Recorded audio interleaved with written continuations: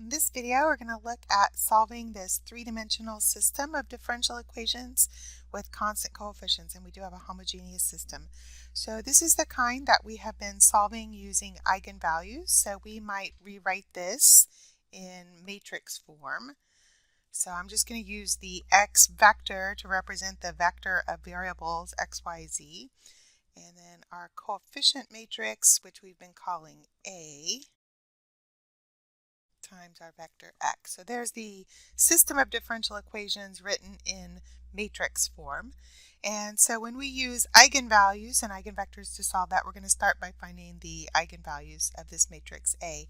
And this one will have some non-real eigenvalues. You wouldn't know that from just looking at it until you actually get into doing the work, but this one has some non-real eigenvalues. So that's kind of the point of this particular example.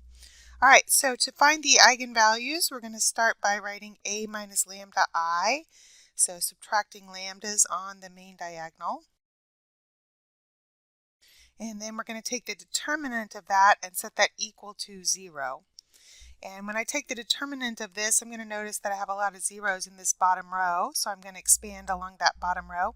I need to think about the plus minus plus for the determinant, but on that bottom row, if you kind of think about that checkerboard that we talked about, you'll have plus minus plus on that bottom row, and so first two terms there will be 0 because of those 0 entries, and so for that last entry I'll just have plus that factor 2 minus lambda times the determinant of what's left when I eliminate that row and column.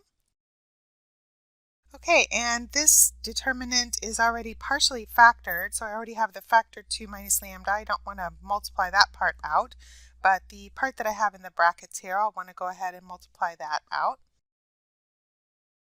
All right, so when I multiply out what I have in the brackets there, I'm going to get a plus 4 lambda and a minus 4 lambda for the lambda terms, so those will cancel. And then I'll have a minus 16 plus 32. So here's what I end up with. And at that point then, you're just going to set each factor equal to 0 and solve for lambda. And so at this point, that shouldn't be too difficult here. And hopefully you recognize that from the second one, you will get plus or minus 4i. So there are your non-real eigenvalues. Okay, so we did some in class that had non-real eigenvalues, but they were just 2 by 2 matrix. So I just wanted to do one here for this video that provided another example of that and also was a three-dimensional system. So at this point, I've got kind of two different things I'm going to do with these eigenvalues I have. With the eigenvalue lambda equals 2, I'm just going to do that as usual, and I should expect to get a single non-zero eigenvector that generates all the other eigenvectors for lambda equals 2. And then we'll handle things just a little bit differently for the non-real one. But let's go ahead and do the real one first here. So I'm going to be putting lambda equals 2 into my a minus lambda I. And then what I'm looking for is a basis for the null space of this matrix. So I'm looking for the set of vectors that this matrix times this vector we're looking for equals the 0 vector. So you're solving a homogeneous system of equations. All right, so when you're looking at solving this, I probably would use an augmented matrix, or really even just a matrix since the last column is all zeros, and put that in reduced row echelon form. When you do that, you're going to get your equations out of that. So you should end up with A is equal to 0 and B plus C is equal to 0. So that's going to indicate to you that C is a free variable, and then whatever C is, B would be the opposite of that. So I can choose any non-zero vector that satisfies this. Remember that the first equation here does restrict the A though. A does have to be 0. So I'm just going to pick a simple version here. And I'm going to use this for my eigenvector for lambda equals 2. All right, so that gives me one of my linearly independent solutions I need to build the general solution for this system of differential equations. So I'm going to go ahead and write that down here. I'm going to call that one x1. So that will be this eigenvector times e to the lambda. Our lambda was 2t. So that's one of the solutions and our basis for the solution space for this system of differential equations. Since we have a three-dimensional system, we know that we need 3 vectors, solutions in our basis for our solution space, and then write our general solution.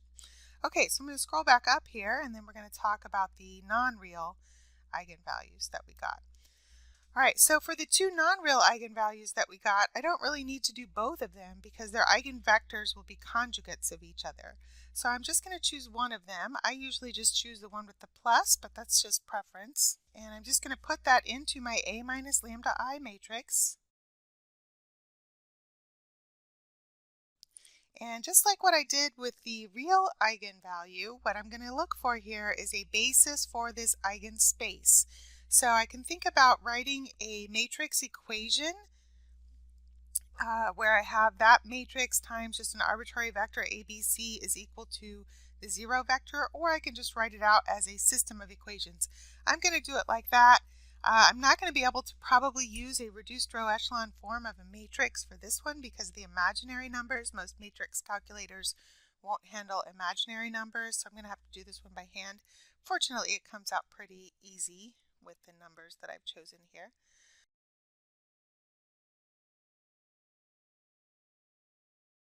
And so what I'm looking for here is a vector that satisfies this. All right, and so from this last one, the C is pretty easy to see here that if you divide through by 2 minus 4i, you're going to get C equals 0. So since C is equal to 0, I can go ahead and put that into my other two equations, and I'm going to just rewrite those with that value of C put in there. Okay, and so at this point, remember that for the definition of an eigenvector, it is a non-zero vector for which AV is equal to lambda V, or another way to say that is it's in the null space of A minus lambda I.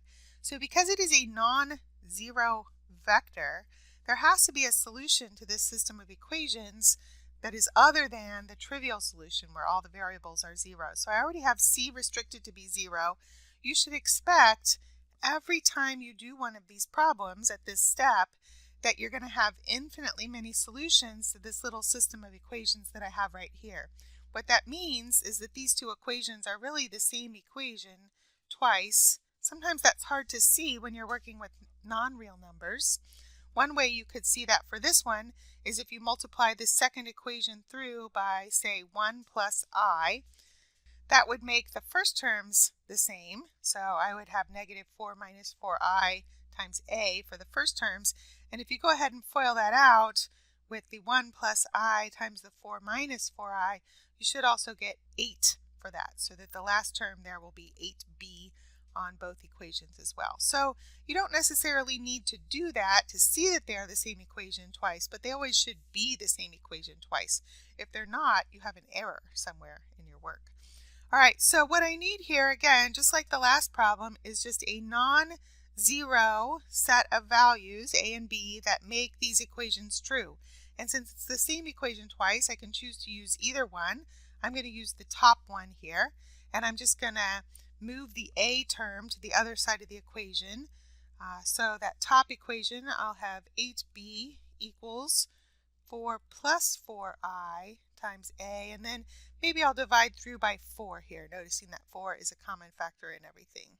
Okay, so I will just choose this so that both sides of the equation are the same, and there are a lot of different ways that you could choose values that make this equation true, but I'm going to choose b to be 1 plus I and a to be 2.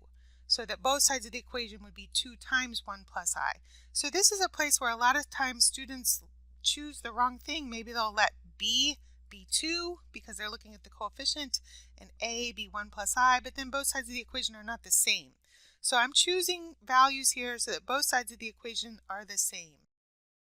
There are infinitely many combinations that you could choose that would work here, and with non-real numbers, sometimes it's hard to see that what you chose is also fine, even though you might be looking at a solution that chose something else. All right, but at that point, I have my entries for an eigenvector, so I'm going to go ahead and write that down here. So there is an eigenvector for lambda equals 4i. The eigenvector for lambda equals negative 4i would be the conjugate of this. But when we did these, what we did instead of doing that was we just took the real and imaginary parts of v e to the lambda t. And remember when we talked earlier about the e to the imaginary number e to the I theta, that is the same thing as cosine theta plus I sine theta. So a lot of times I don't even write out this step that I just wrote out. I did want to do it to emphasize that it's really the same thing that we're doing where we have real eigenvalues. It's just that we then rewrite that complex exponential in a different form.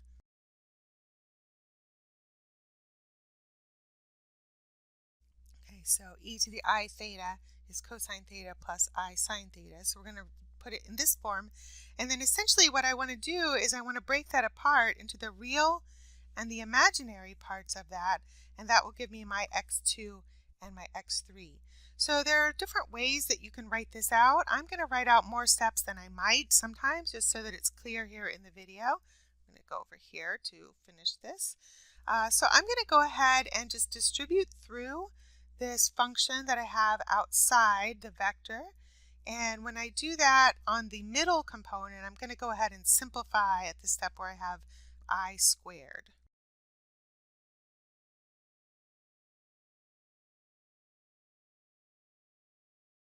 Okay, so when I do that from the last terms here, I have the I times the I sine 4t. So I'll have I squared sine 4t. And remember what I represents. It's the square root of -1, so I squared is -1.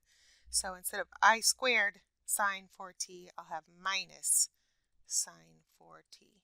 All right, and then for my x2 and x3, remember what we were really after here was 3 linearly independent solutions for the system, so that would allow us to have a basis for the solution space and write the general solution. So what I want for my x1 and my x2 here are the real part and the imaginary part of this v e to the lambda t. So I'm just going to basically separate that into the real terms and the imaginary terms.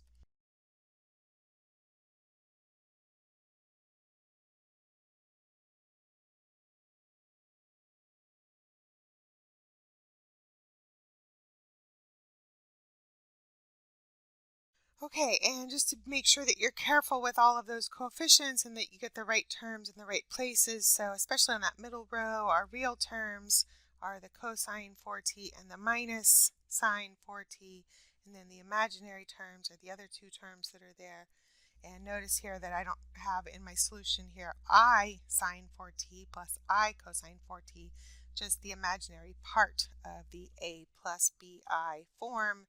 You really just want the b there. Okay, so now I have my 3 linearly independent solutions that form a basis for the solution space. You could verify that they're linearly independent by using a Wronskian or some of the theorems that we've talked about. And then we can use that to write a general solution. So I'm going to have C1 times my X1, and then C2 times my next one, and C3 times the last one. All right, so at that point I have the general solution. There are different forms this could be written in. Here it's clear that what the 3 basis functions were that are used to generate the solution space. But I could also write that in a more compact form. Sometimes the MyMathLab homework will ask for your answer instead of as a sum of 3 vectors as just a single vector. So you could also write it in that form.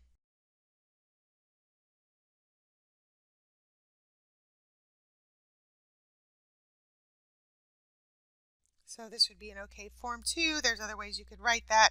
Occasionally, you might see people that would like to group these terms, especially in this middle row, so that you've got the cosine terms factored out. So you've got the cosine times the quantity C2 plus C3, and then the sine times the quantity negative C2 plus C3. So there's a lot of different ways that you could rearrange this. If MyMathLab is asking for the answer to be given in a particular way, then go ahead and do that. Otherwise, it's not really necessary. Any correct form is perfectly fine.